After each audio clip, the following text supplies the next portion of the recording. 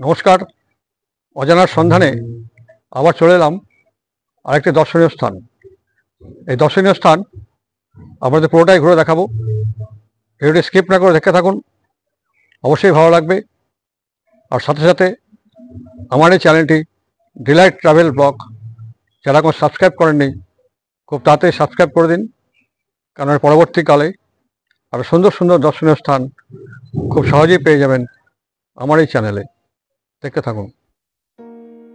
এখন দেখছেন শ্রী শ্রী রামকৃষ্ণ সারদা মন্দির, কামদেবপুর, সুগন্ধা, চুঁচুড়া।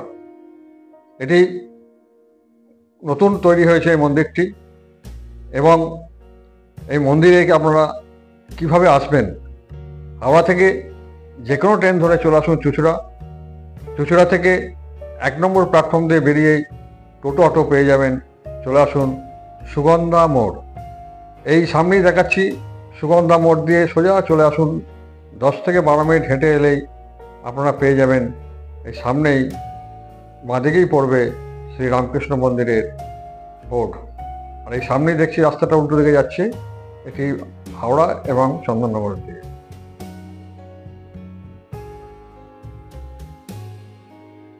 এই রাস্তাটা সামনের দিকে নেমে যাচ্ছে, ওই যে দূরে একটি বোর্ড দেখা যাচ্ছে, ওই বোর্ডের সামনে গিয়েই আমাদের দেখাচ্ছে। এই সামনেই দিল্লি রোড, এই সোজা নেমে এলাম। এবার চলে এসেই এই পাশেই দেখতে পাবেন আমাদের এই যে বোর্ডটি, ঠিক বোর্ডের পাশেই দূরে দেখা যাচ্ছে টাওয়ার, ঠিক টাওয়ার উল্টো দিকেই এই মন্দিরটি অবস্থিত। এই সামনেই দেখছেন ওনাদের অফিস ঘর, এই যে ঠিক দেখাচ্ছি। এই অফিস ঘরে এসেই আপনারা সকালে ভোগের কুপন কেটে নেবেন, এবং এই যে সোজা যে রাস্তাটি সামনের দিকে যাচ্ছে, এটি মন্দিরের দিকে। আপনারা ভোগের কুপন সংগ্রহ করতে গেলে এই যে ভিজিটিং কার্ড ওনাদের দেওয়া আছে যে নাম্বার, এই নাম্বারে ফোন করে আপনারা জানিয়ে দেবেন কজন আসছেন, ওনারা আপনাদের ভোগের প্রসাদের ব্যবস্থা করে রাখবেন। এখন আস্তে আস্তে মন্দিরের ভিতরে প্রবেশ করছি। সামনেই দেখতে পাচ্ছেন মূল মন্দির, এবং সামনেটা অনেকটা জায়গা নিয়ে এই মন্দিরটি অবস্থিত। চারিদিকেই গাছ দিয়ে ঘেরা একটি সুন্দর মনোরম নির্জন পরিবেশের, গ্রাম্য পরিবেশের মধ্যে এই মন্দিরটি অবস্থিত। একদিনের জন্যে আপনারা খুব সহজেই আসতে পারেন এই মন্দিরে। দেখে থাকুন।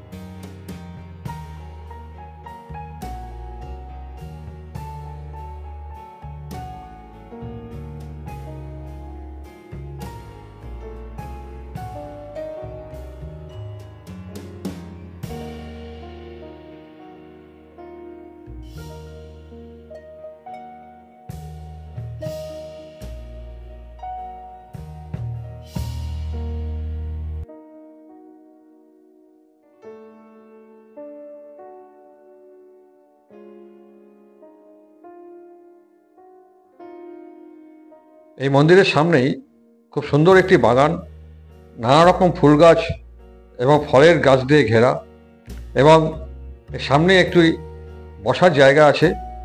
আপনারা এখানে এসে একটু বিশ্রাম নিতে পারেন।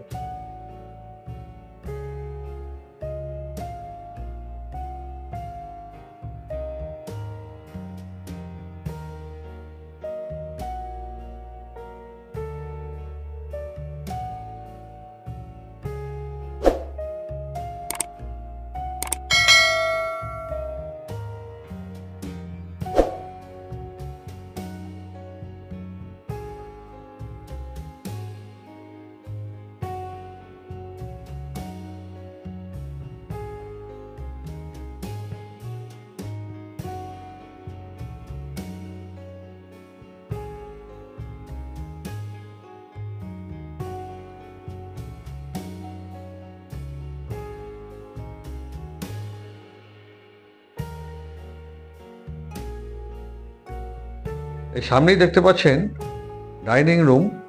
এখানেই ভক্তবৃন্দদের ভোগ প্রসাদ দেওয়া হয়। আমি ভিতরে গিয়ে আপনাদের দেখাচ্ছি।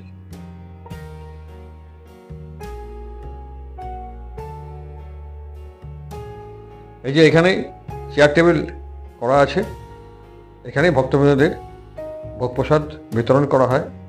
ভোগ প্রসাদ দেওয়া হয় দুপুর 12:30 থেকে।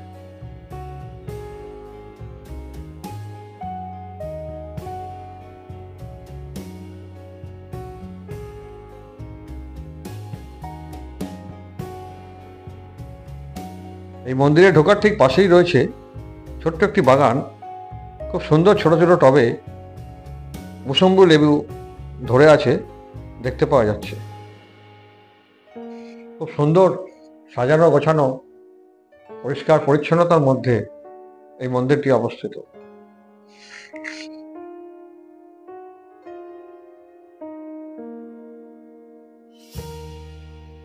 এটি এখন দেখছেন বিবেকানন্দ সেমিনার রুম। এখানে ছোট ছোট বাচ্চাদের পড়ানো হয় এবং বিভিন্ন ধর্মীয় অনুষ্ঠান এই ঘরেতেই হয়ে থাকে।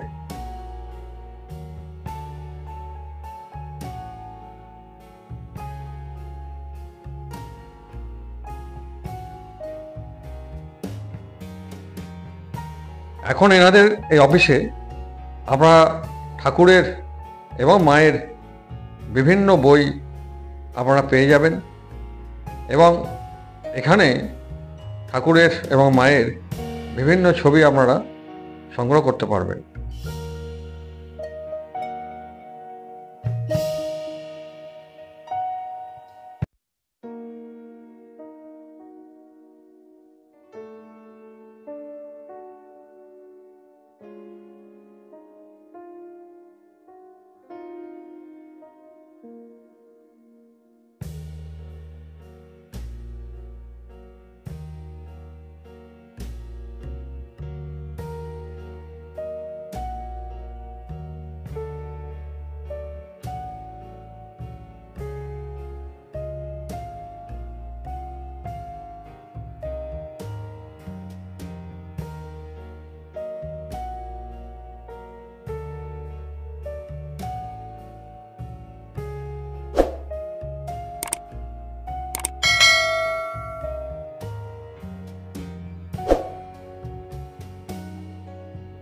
এই মন্দির খোলা থাকে সকাল 7:30 থেকে 12টা অবধি এবং বিকেল 4টে থেকে 7:30 অবধি।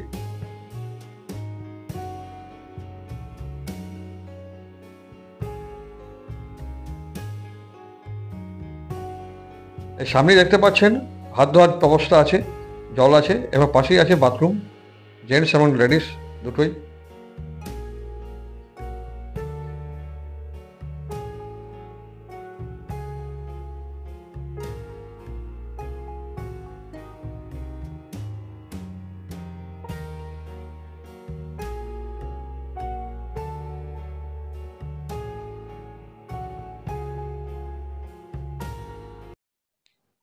আজকে এ পর্যন্তই। আবার পরবর্তীকালে সুন্দর কোনো দর্শনীয় স্থান নিয়ে আপনাদের সামনে হাজির হব। সবাই সুস্থ থাকুন, ভালো থাকুন। নমস্কার।